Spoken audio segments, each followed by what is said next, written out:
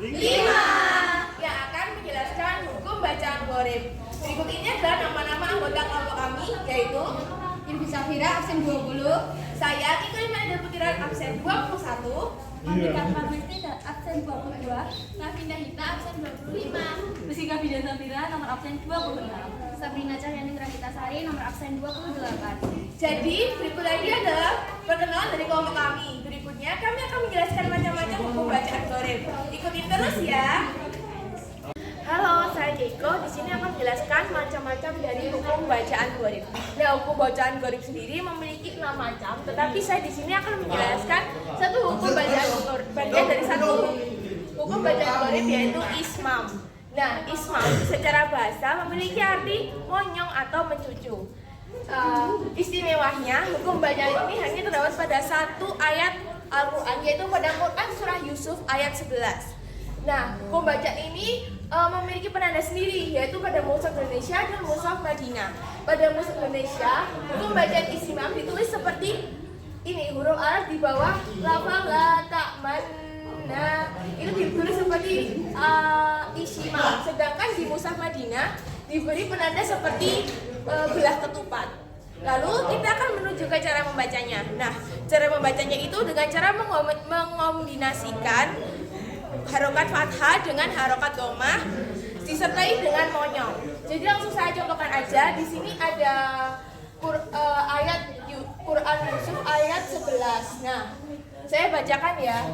Qalu ya abana malakala ta'manna ala Yusuf wa inna lahu lanasibun. Jadi pada lafaz la ta'manna itu saat nun sukun pertama itu kita memonyongkan bibir. Jadi la ta'manna. Tetapi pada saat memonyongkan bibir, huruf vokalku tidak boleh terdengar jelas. Jadi hanya hanya memonyongkan saja tanpa mengeluarkan huruf vokalku. Nah, sebenarnya saat membaca Quran surah Yusuf ayat 11 ini kita diberikan dua pilihan dengan membaca hukum bacaan. Yang pertama dengan hukum bacaan istimam yang tadi saya contohkan, dan yang kedua dengan biasa. Tetapi lebih diutamakan kita membaca Quran surah Yusuf ayat 11 ini dengan menggunakan bacaan istimam. Baik, kita ulangi lagi agar lebih mudah dipahami. Qalu ya abana malakala ta'manna ala Yusuf wa inna lahu lanasibun. Nah, begitu ya teman-teman cara membacanya, semoga mudah dipahami. Dan setelah ini kita akan lanjut dengan bacaan nakal yang akan dilanjutkan dengan teman saya. Terima kasih. Halo, saya Rafinda. Di sini saya akan menjelaskan tentang hukum bacaan nakal. Nah, nakal sendiri dalam bahasa Arab artinya memindahkan atau menggeser. Sedangkan menurut istilah tajwid, bacaan nakal artinya memindahkan harokat pada huruf sebelumnya. Nah, bacaan nakal itu hanya terdapat dalam satu surat Al-Quran, yakni pada surat Al-Hujurat ayat 11. Nah, bacaan nakal itu terdapat pada lafal bisalismu. Jika merujuk pada bacaan Al-Quran biasanya cara membacanya dengan bunyi bisalismu. Namun karena ada kaidah nakal di sini, cara membacanya menjadi bisalismu. Sekian dari saya. Selanjutnya bacaan tahsil akan dipresentasikan oleh teman saya. Perkenalkan, nama saya Irfi Safira. Di sini saya akan menjelaskan hukum bacaan gharib yang ketiga, yaitu tahsil. Tahsil secara bahasa artinya lunak. Tahsil sendiri memiliki pengertian membaca antara hamzah dan alif. Hamzah pertama dibaca takik atau jelas dan pendek, sedangkan yang kedua dibaca tahsil. Dalam qiraah Imam Asyim hanya terdapat satu bacaan tahsil di dalam Al-Quran, yaitu pada Quran surat Fussilat ayat 44. Nah, langsung aja ke cara pembacaannya. Terdapat seperti ismam, terdapat dua tanda yang berbeda antara mushaf Indonesia dan mushaf Madinah. Untuk yang mushaf Indonesia, di bawah bacaan terdapat tulisan tahsil, sedangkan pada mushaf Madinah hanya terdapat tanda seperti titik. Untuk pembacaannya sendiri bukan dipisah, yaitu bukan AA ataupun A-nya dipanjangkan, bukan A. Sedangkan disyarat cara membacanya yaitu disyarat atau digusur. Sehingga pada lafal ini dibaca menjadi ajamiyun, bukan a jamiyun dan bukan jamiyun, tapi diseret jamiyun. Nah, cara membacanya di tengah-tengah antara huruf hamzah dan huruf ha, sehingga lafal yang keluar tidak seperti hamzah, tidak juga seperti ha. Akan tetapi lafal yang keluar di tengah-tengah kedua huruf tersebut samar. Membacanya menjadi jamiyun. Sekian dari saya, akan dilanjutkan oleh teman saya yang akan membacakan imalah. Halo, perkenalkan nama saya Sabrina Cahyani Ranggitasari. Di sini saya akan mempresentasikan bacaan imalah. Bacaan imalah merupakan salah satu hukum bacaan gharib. Bacaan imalah sendiri secara bahasa berasal dari amalah ya'amilu imalatan.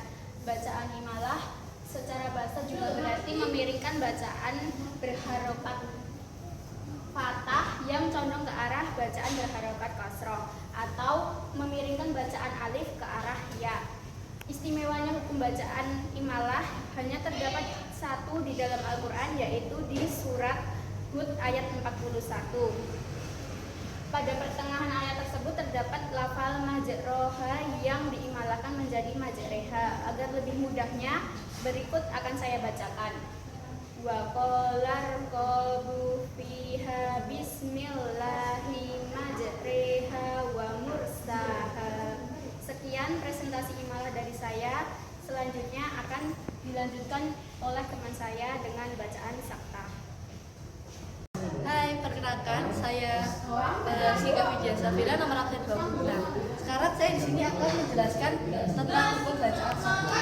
Hukum bacaan sakta adalah berhenti sejenak tanpa bernafas dengan niat untuk melanjutkan bacaan. Hukum sakta sendiri berbeda dengan wakaf. Kalau wakaf itu berhenti sejenak dengan bernafas, kalau sakta ini tanpa bernafas. Berhenti sejenak di sini dalam sakta ini bertujuan agar tidak ada salah pengertian. Di dalam Al-Quran, hukum sakta ada di 4 surat. Yang pertama ada di Al-Kahfi ayat 1, yang kedua ada di surat Yasin ayat 52, yang ketiga ada di surat Al-Qiyamah ayat 27, dan yang keempat ada di surat Al-Mutaffifin ayat 14. Yang akan saya contohkan di sini adalah surat Al-Mutaffifin ayat 14. Akan saya contohkan.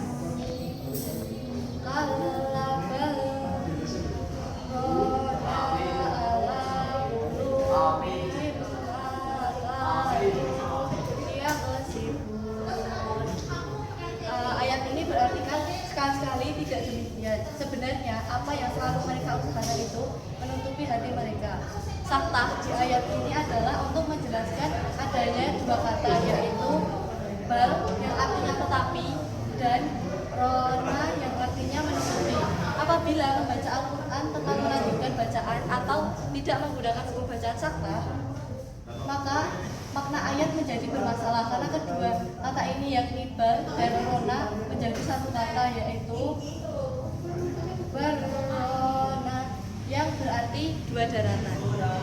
Berikut pengertian sakta, penjelasan sakta dari saya. Berikutnya adalah yang terakhir, yaitu adalah penjelasan sadda yang akan dijelaskan oleh teman saya. Halo semua, saya Monica Pramesti akan mempresentasikan hukum bacaan gharib. Yang terakhir yaitu sajda. Nah, sajda di dalam Al-Quran ditandai dengan gambaran berbentuk kubah. Disunahkan bagi pembaca dan pendengar untuk melakukan sujud tilawah, baik sholat maupun tidak sholat. Dari Ibnu Umar bahwa Nabi Sallallahu Alaihi Wasallam pernah membaca Al-Quran yang di dalamnya terdapat kami pun ikut bersujud bersamanya sampai di antara kami tidak mendapati tempat karena posisi terhina. Pada surat An-Najm ayat 62 terdapat lafaz fajudulillahi wa'budu. Nah, pada lafaz wa'budu cara membacanya dengan wa'budu yang artinya maka bersembahlah kepada Tuhanmu. Sekian dari kelas